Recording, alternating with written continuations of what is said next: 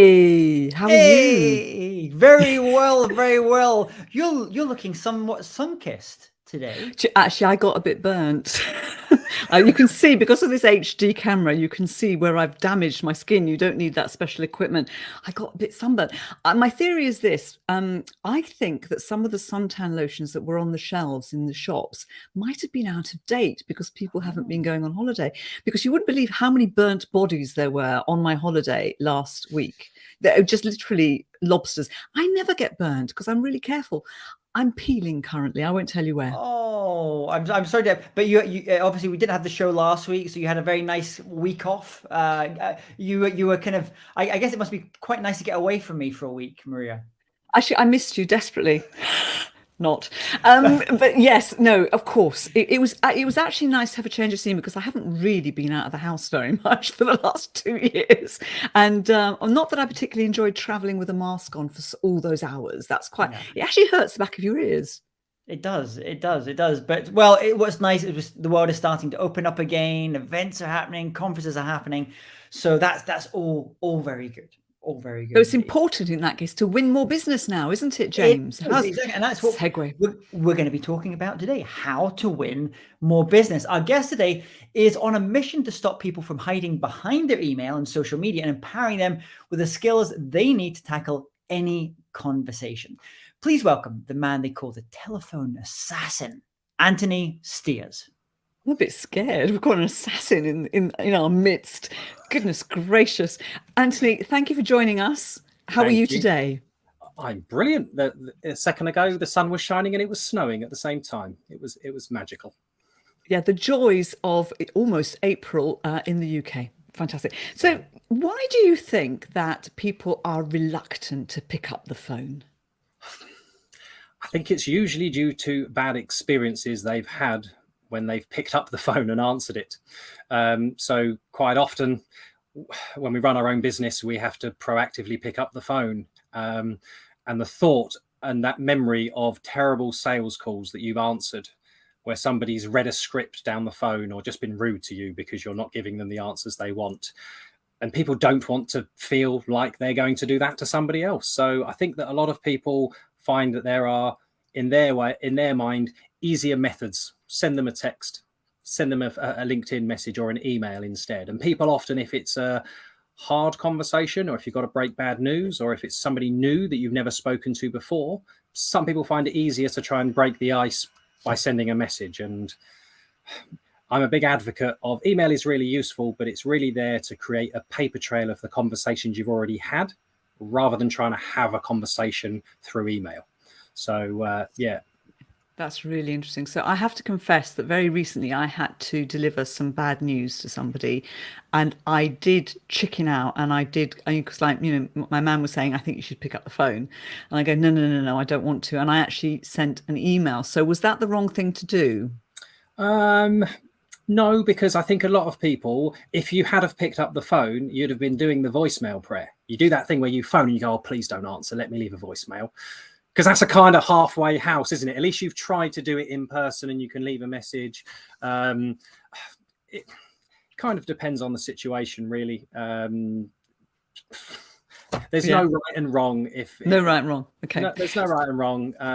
But I think you potentially would have felt better. Or if you were to send that email, you could sort of say, well, look, here's the bad news of the situation. If you do want to talk about it or you think I can help, please don't hesitate to give me a call. So you're not hiding from it. You're not trying to wash your hands of that situation and go away.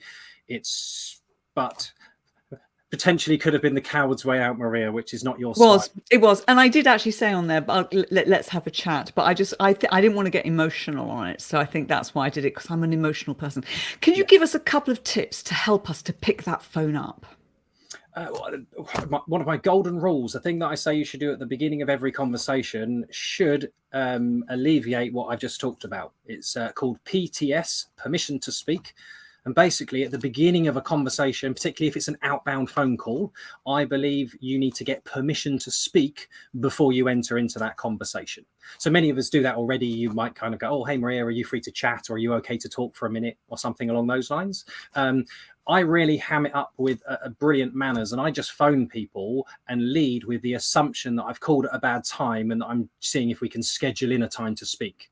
So quite often when I do my permission to speak, I do like a good morning or good afternoon in their first name. Okay, unless they're a doctor or a professor, don't drop that. But I would just sort of say, afternoon, Maria, it's Anthony Stears here. I was just hoping to chat to you for a couple of minutes, but I'm assuming I probably caught you at a bad time.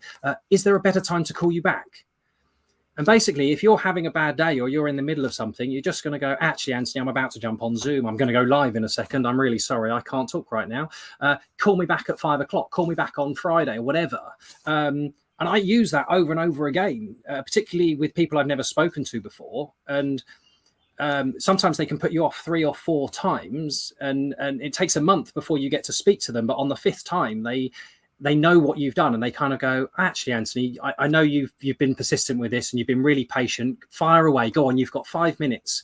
Let's chat. Okay. And that's because they're then ready to talk. And it kind of goes to what I say sales is about. Sales will always be a numbers game, but I don't really think it's about convincing people to buy and overcoming objections. It's about capitalizing on the conversation somebody's ready to have. If you interrupt, most phone calls interrupt their day. Funnily enough, what you want to talk about is probably not right at the top of their priority list. Right. So by assuming that now's a bad time, it's actually a really disarming way of reaching out when you're prospecting, because people tend to think, well, you've made this so easy for me to get out of this call. You can't possibly be in sales. Or if you are, you're rubbish at it. Basically, they're thinking, well, I'm not really scared of you. So quite often what you find is people will kind of go, well, I am a busy person. He only wants 2 minutes. There's never a good day to call me, but now's as good a time as any. I don't think he's a salesperson. That happens in like half a second. And what most people do is they go on then, I've got a couple of minutes now. What's the call about? And that is a really clever way of creating intrigue and curiosity. They're now curious because they don't know where you're calling from, what the call's about. And you'll usually hear the phone creak slightly as they push it closer to their ear because they want to know what it's about. They're going to give you time. And it's just a lovely way to start a conversation that stops you feeling like you're interrupting somebody's day or coming across too salesy. And if they say, no, now's not a good time, you've escaped lightly, because the alternative of that is blurting a pitch down the phone to them in the hope that they don't hang up, or reading a script.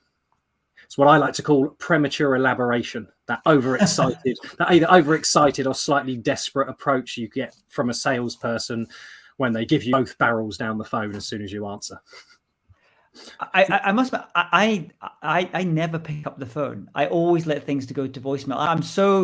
And maybe this is the time that we're living in, the period we're going through. I just cannot stand picking up the phone and it being an interrupted call. And I'm not also sure whether this is maybe a generational thing that we're seeing. I don't know whether you sense this, Anthony, but I know a lot of my clients I work with who are more millennial and younger, we would much rather have WhatsApp kind of conversation with things, even with, with a client. So we'll kind of jump onto WhatsApp first and then maybe schedule a call. Whereas I tend to find some of those people that have been in the business for a little bit longer, they're a little bit more happy to jump on the phone because they can see that there's a potential time saving that they can have there. I often get told, oh, millennials are scared of the phone and all of this kind of stuff. That's, in my mind, complete rubbish. Many of them are petrified of having to do that old-fashioned sales tactics that their boss told them you used to have to do. And it's a numbers game, and each knows one step closer to your next yes.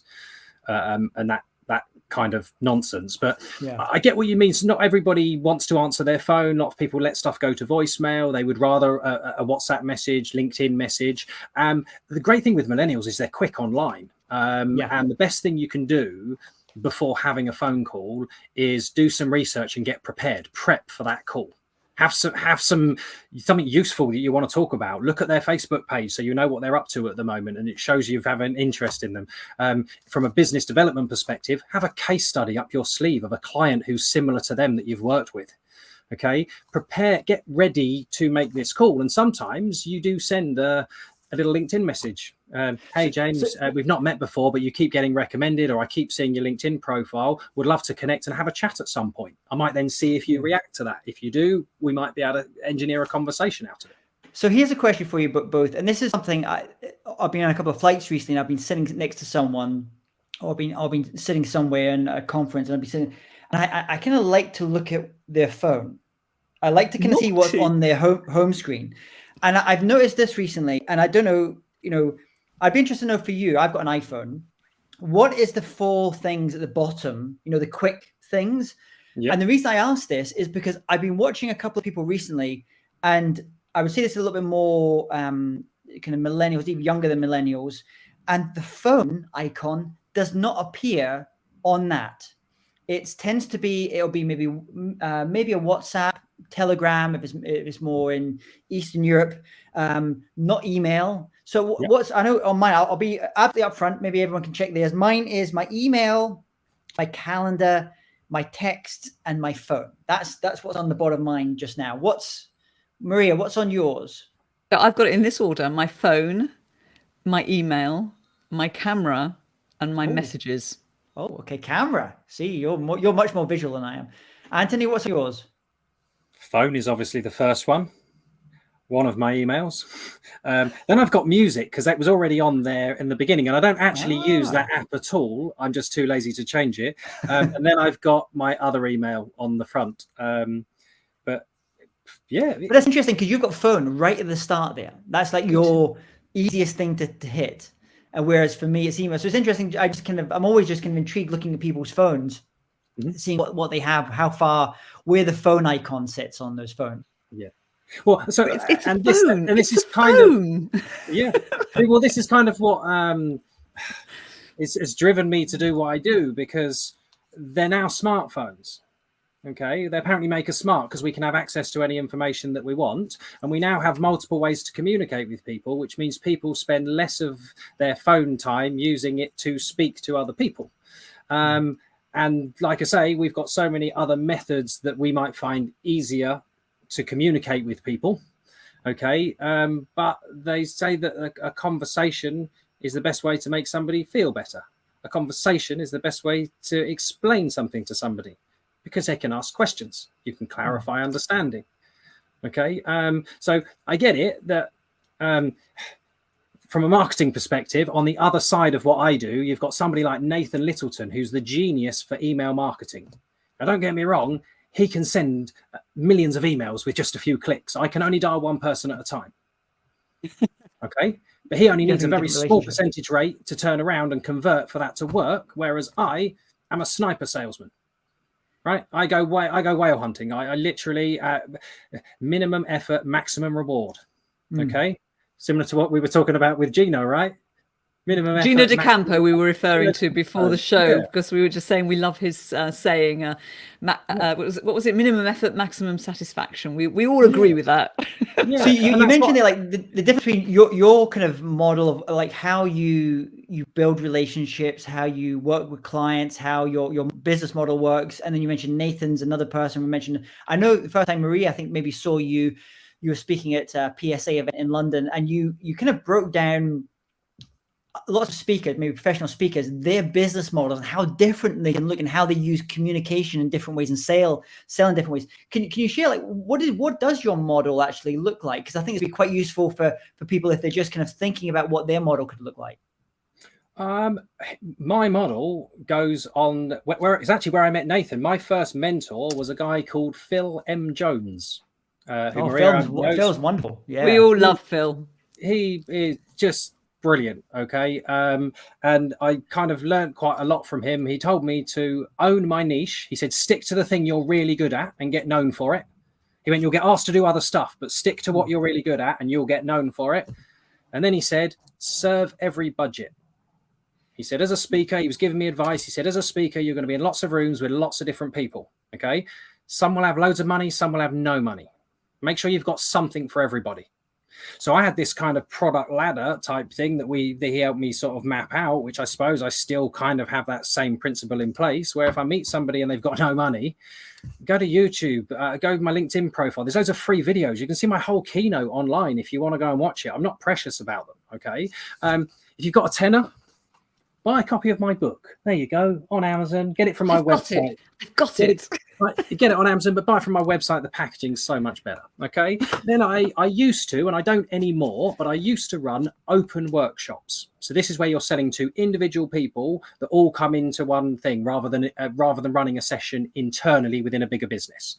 And what I learned quite quickly as a speaker is it is hard to fill that room. You have to pick up the phone if you want to fill the room when you're selling workshops. And if you claim to be good at marketing or sales and you can't fill that room, you look like an idiot if you don't.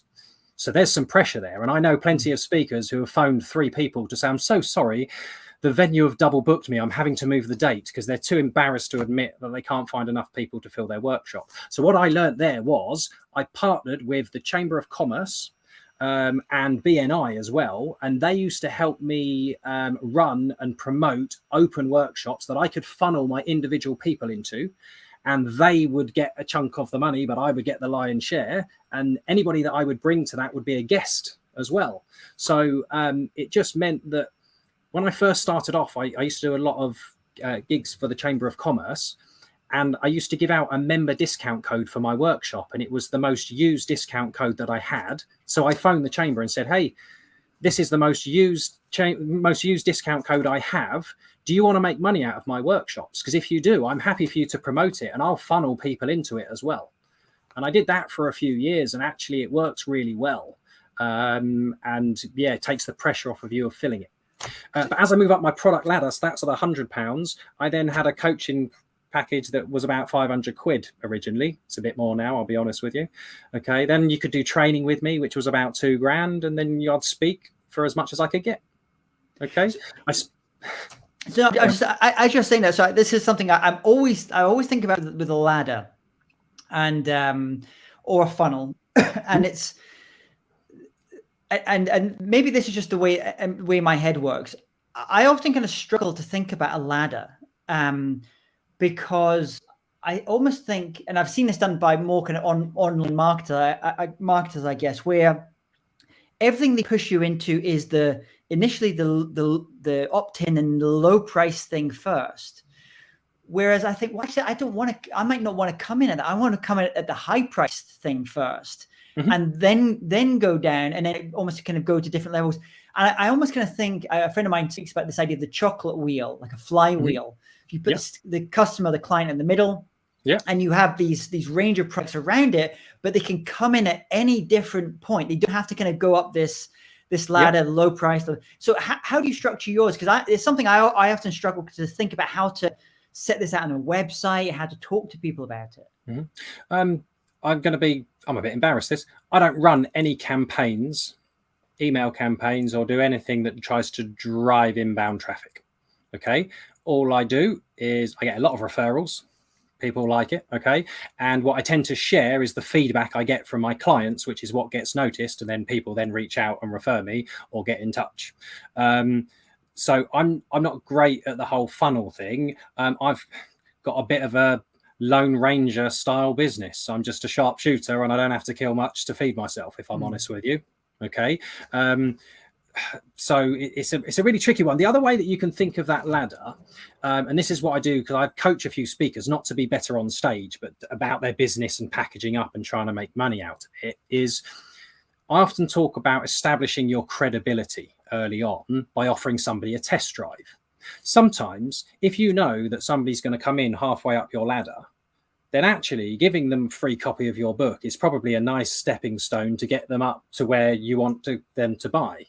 And sometimes with test drives, there's a test drive sequence that you give somebody, okay? And it will depend on the scope of the opportunity to how much you're willing to give them up front. Okay, if somebody's looking to book me for their conference and to speak, then we're talking about thousands of pounds. I will send them a couple of free copies of my book. Okay, just to say, here you go, pass these around the office. Would love to know what you guys think. If there's a chapter you want me to highlight in my talk, that kind of stuff. Yeah, it costs me the price of the book and the postage, but that's nothing, right? But if I've got somebody who's like, oh, I've seen you speak, I really like your stuff, I'll go, oh, in which case, go and buy a copy of my book. Yeah, I just see different people doing it, and I guess you're not so into the funnel thing, and I kind of I blow hot and cold a little bit at the whole funnel thing as well. Yeah, and I see other people actually funnels work. Funnels absolutely work. Yeah. I've seen it done with other. I'm not going to call them just speakers. I'm going to say thought leaders, where what they do is the main thing that they have on their website in the push is the $100,000 thing. Yeah. And then you come into this world, and by the time you're in that list for, let's say, 3 months, then you're getting offered the $1,000 thing. It looks like such great value because they've anchored you at such a high price. Like, wow, I can get access to this amazing thought leader for $1,000. I'm going to go and do it. Yeah. So the way that you could use that as a speaker, and this is what I do with people I know through the PSA, kind of go, I really want to be a $5,000 speaker. Right? Well, firstly, you need to ask for $5,000 or maybe more if you need to negotiate. So I've got a couple of people who now, when they get an inquiry and they're really pushed for a fee, okay, and usually, as Maria knows, we try and kind of go, oh, where is it? How big's the audience? Who else? You try and suss it out a bit first anyway. But if they really push you for it, then a great line, if you want to charge $5,000 as a speaker, is to say, well, with all the bells and whistles, it's about £10,000. But that's not all delivered on one day, of course. Okay. And then the exercise I get speakers to do is get a landscape piece of paper, divide it into 3 sections, and then do before the event, during the event, after the event. Because before the event, you can record them a promo video. You could probably send out some free books if you really wanted to. You might end up doing an interview with them beforehand. You might engage in their Facebook group, LinkedIn group.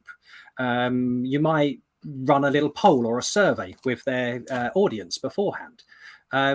If you're quite a good speaker or you've helped other speakers, you might offer to give some tips to their CEO who's also giving a keynote and is scared. Okay, so there's some things that I could do that have massive value before I've even got to the event. Then I say at the event, obviously I'm happy to keynote, but if you're going to run breakout sessions or a panel as well, I'm there all day. Please use me if you want to.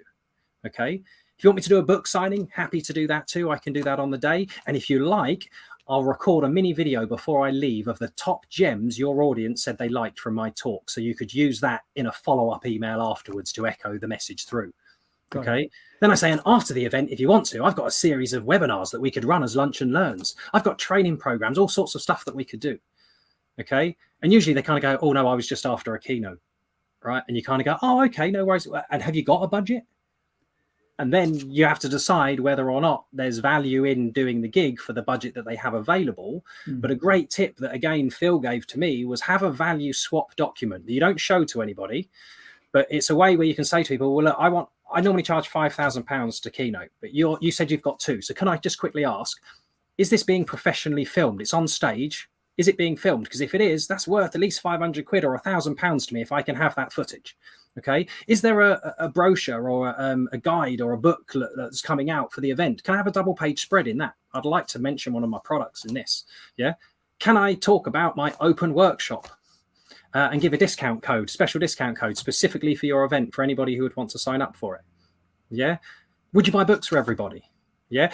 Can you recommend me to another potential? So there's lots of ways that you could do a value swap, which helps you to justify a discount rather than doing PDP, which is what I call pants down pricing, where you think, oh, I've just get the gig, say the lowest figure and say yes, rather than trying to squeeze more value out of that same deal that doesn't necessarily cost them more money. Great. Maria. I'm really sorry, James. I feel like I went massively off on a tangent. No. But it's great because I just think it's you know, and I think often we obviously on this show as well, we focus on the speaking part as a professional speaker, but this, as you say, there's so many these other component parts. You don't have to do any of it. You can just be, you mentioned like the sharpshooter, you know, the assassin who just does one thing. They're not going to come and be part of a big group. They're not going to do anything else. They're not going to go out for dinner with you afterwards, but they're just going to come in and do this one task. They'll do it very well, very professionally, and then they'll leave again. But I think probably for a lot of speakers, that's almost, it may be the ideal, but the business doesn't really, and so it's more like yours, where you have these other things around it, or like Phil, where you have these other things around it as well, and you're able to bundle and unbundle. Yeah, absolutely. And one thing I didn't really mention, we talked about like the product ladder, but when people ask me about my speaking business, I basically do 3 things, right? Coaching, one-to-one, training, which probably is about training is about 50% of the revenue that I earn. So that's group training and speaking. So if I speak on stage and I'm not being paid, then usually I'm trying to get training clients off the back of it. So I'm an ambassador for the National Sales Conference, for example. I don't get paid to speak at their event, but I get very good kudos for being associated with the National Sales Conference. I've got. And if you could do one of those, what would it be? If you can, if we had to like say, okay, this is it. You can only do one. You've got 1 day a week. You can only do this one thing. What would it be? What's the thing that your heart says? Oh, the one thing I have to do every week, as in to keep my business going. No, the one thing you mentioned, coaching, training, and speaking, because they're very different skill sets that require very different interactions with clients. Which of those three do you just love doing? Does the time just disappear when you do it? I kind of love all three for different reasons. With coaching, you get to go really deep with somebody. And I've got clients who I've coached for like 3 or 4 years. And it's amazing to see them go through the journey. And it's humbling to think that they still want to pay to basically have a friend to talk to on the end of the phone. Because a lot of the time it's not troubleshooting and coaching in the conventional sense.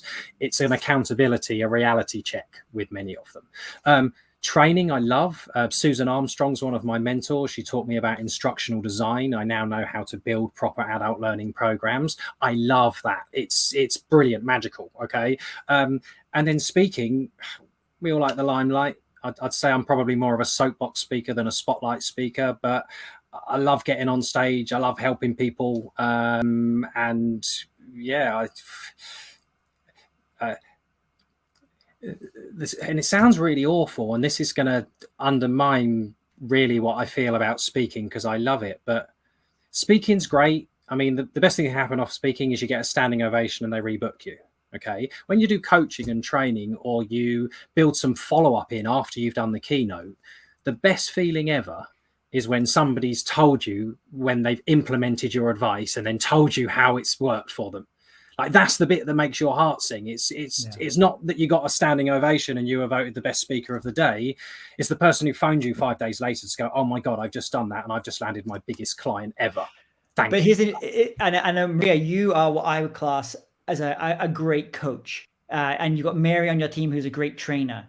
And you can have this kind of coaching and training side for speakers together as well. And I often think someone like yourself, I know, Maria, you would never say who your clients are, probably.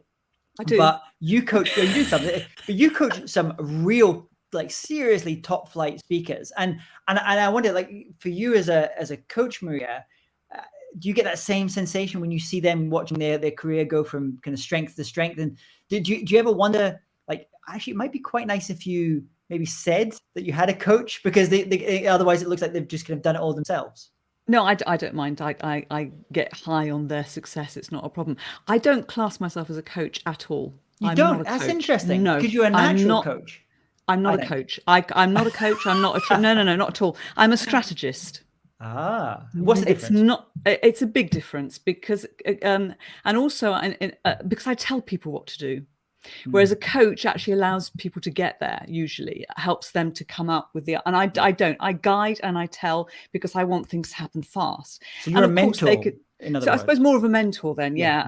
So coaching is very much more where I'm not qualified to coach, and I'm just bossy, so I just direct. But let's come back, because somebody made a comment some time back, and I think it's a very good comment. I agree. When we were talking about the ladder or the wheel or whatever we wanted to talk about, and I'm afraid it just says Facebook user, we haven't got a name, but it says clients self-select the level they want or need. I think that's quite right. I know I do that. I choose where I want to be. I think it's the same whether you're speaking about an individual client or a corporate client will often self-select as well. We actually have that on the speakersu.com website, where people select which of these 4 things you're struggling with. It might be marketing, sales, whatever the thing is. They select that, how much you're earning, and then that segments them again into another category. And then I can't remember what the third one was. And then basically it's like choose your own adventure. Depending on where they go, then they get offered a solution or no solution, because maybe we're not a good fit for them as well. So that's great if you can have that, some kind of self-select. They can kind of decide where they go. But Maria, I don't know how you find it, but I think maybe this is why you're a good mentor coach, is often the questions that they're not even asking yet. Yeah. There's a difference there, I think. Yeah. I think that's the thing is that I mean, I'm coming from it from a different point of view. Somebody said to me the other day, because I always say I look at things through the lens of the booker, and he said to me, actually, no, you look at the things through the lens of the market. And I thought, that's actually, you're right. I know what's going on in the market. I can predict what's happening, I can predict what's needed, because I've been doing it for so long. So, and I think that's, and often a speaker, when you're in it and you're surrounded by it, it's harder to step back and see the big picture of what's happening in the market. Anyway, we digress. I want to know about what happened to you, Anthony, in the pandemic. How did things change for your business there? Well, I had big plans. I had taken over as president of PSA London. I was going to take over the world. And then March came round.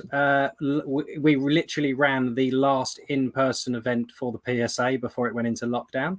I was delighted. I had Chris Akabusi come along, good friend of mine now, who came and spoke, and then it all went online. And Maria knows that I'm not that techie, really.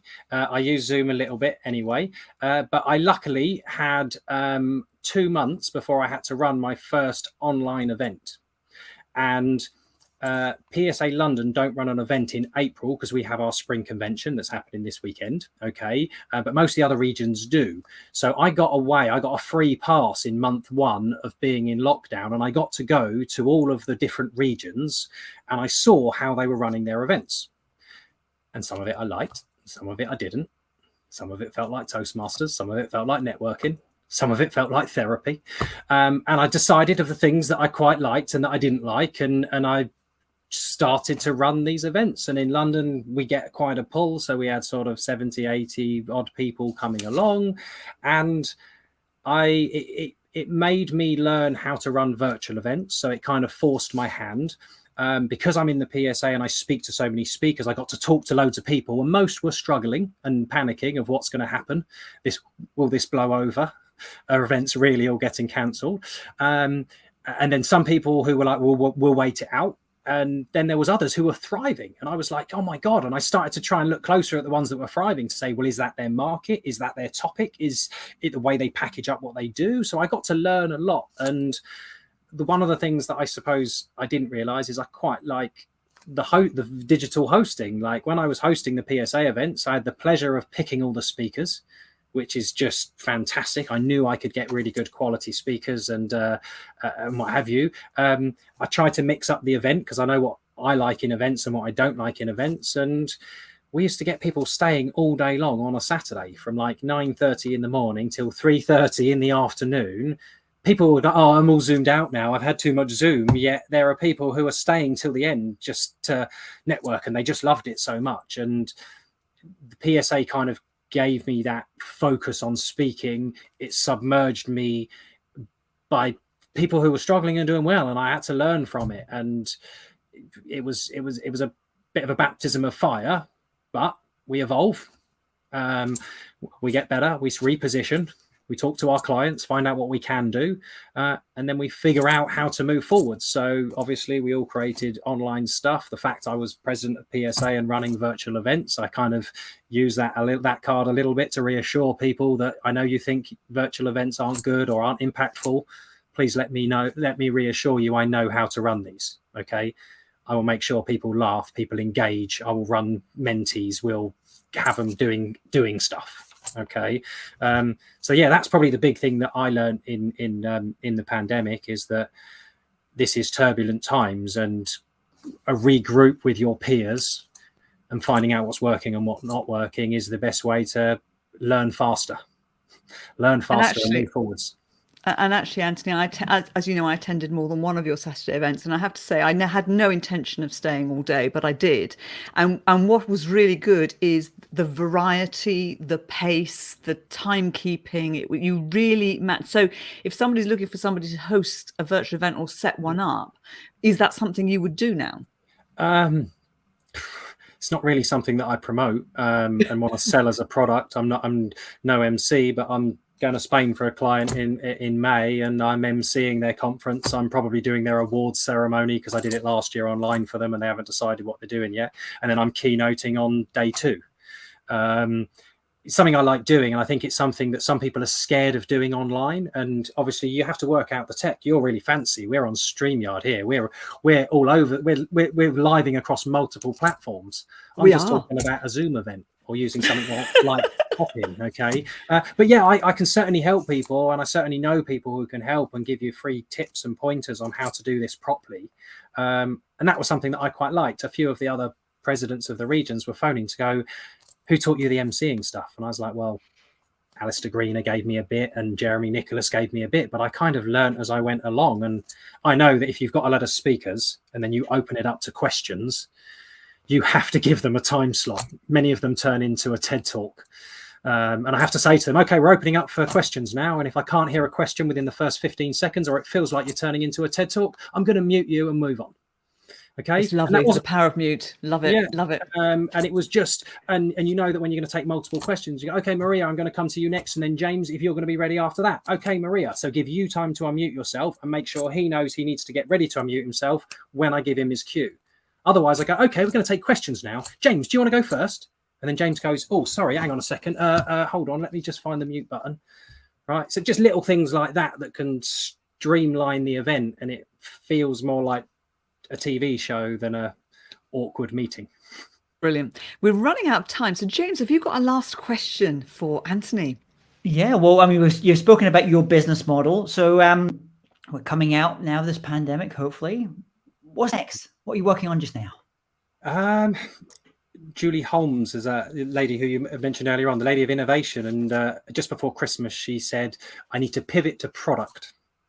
And highlighted that as a speaker, I've got quite an egotistical model that I don't want to license my stuff or employ staff. I just want to charge more to get on stage, really, if I'm honest with you, so I can do less work. But what I realized is if I can create some products where I'm not swapping time for money, it will allow me to scale my business and create new revenue sources that isn't swapping time for money. So like many speakers, I'm a bit behind the curve. A video academy is what's going to be coming next.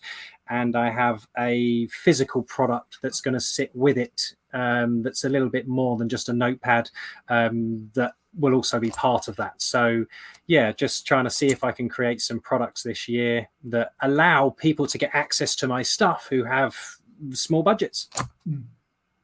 Great. Brilliant. Although you have a book, you have got a product already. You've got a great book. So anyway, how can we get in touch with you? What's the best way? Well, my phone number is really easy to find online. So I love it when people phone me. However, some people are often viewing this out of hours or in America and I've gone to bed. You can find me on LinkedIn. Just Google the Telephone Assassin or Anthony Stears. You'll find me online. Look forward to anybody who wants to reach out. And yeah, always happy to chat with anybody brave enough to pick up the phone. Brilliant. Wonderful. Anthony, thank you so much for coming on the show today. We'll put all of those links. People to also go to speakingbusiness.tv and you can find these links for Anthony Stears, and keep an eye out for this upcoming video course. I know that he's going to be launching really soon. Thank you so much for coming on the show, Anthony. Thank you very much for having me. Thanks, Maria. Thank you. Thank you. Wow. Yeah. I made so many notes, James. I was writing things down. I'll tell you what I love about Anthony. He's got these fabulous sayings. Like, what was it? Premature elaboration. I might have to pinch that one. And pants down pricing. I love that. I love humor. So I love the fact that he's very funny. What did you pick up from that? You know, it was reminding me of a couple of things, and it's kind of going back to what you were talking about the funnel or the ladder, product ladder, and it's something I remember thinking about before, and I guess this is kind of goes back to kind of knowing yourself or having a great coach or a great mentor like you are. Is sometimes you think, actually, I've got something missing in the $500 to $1,000 range. I should have something fitting in there, and it makes sense from a rational standpoint to build something, to create something for that product, but it just doesn't excite you. Your heart doesn't go into like coaching individual one-on-one coaching doesn't particularly excite me. I like to do it in a slightly different way. So I think there's also some of that kind of knowing yourself. And then the other thing he also reminded me of, and it was a video I remember saw years ago, one of the great guys who's very good at this in terms of product ladders, is a guy called Brendan Burchard.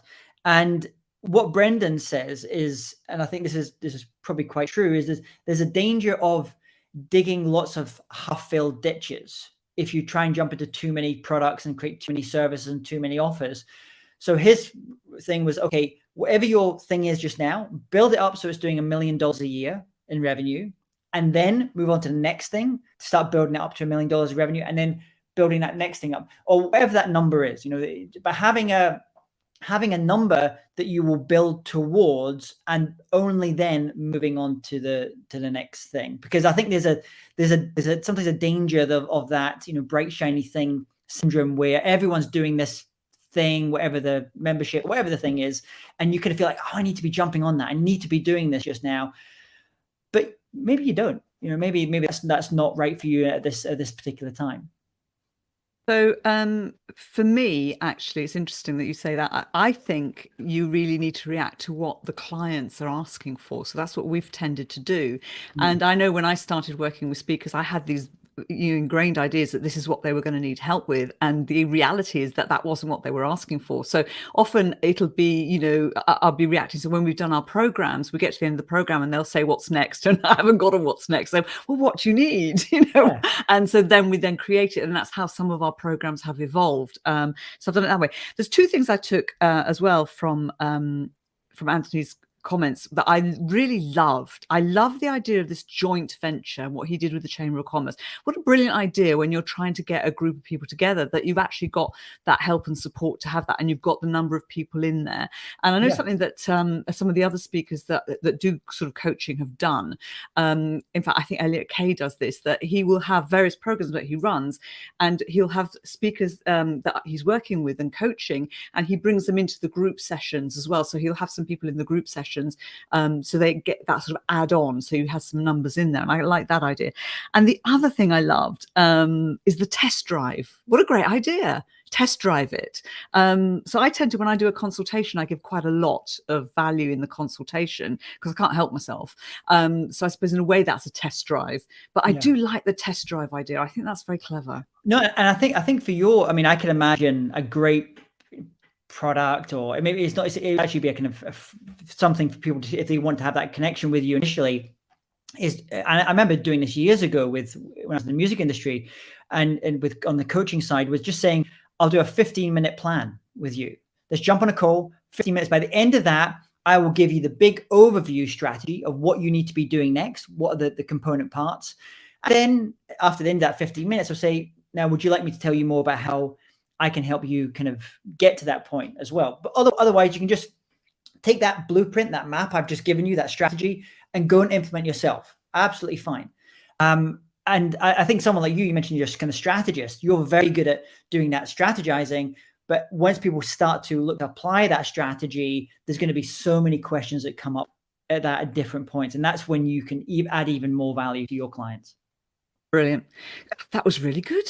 I've enjoyed that. I think it's time to let people go back to work. What do you reckon? Yes, let's get back to work. Let's go do some real work now. None of the conversation stuff. Yeah, let's go back.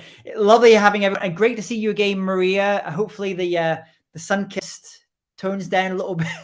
Yeah, the burns. Yeah, absolutely. The grade, whatever level burns. Yeah, lovely. James, have a fabulous week. Thank you, everybody, for joining us. I hope you got lots of value, and we will see you next time. Thanks, everybody.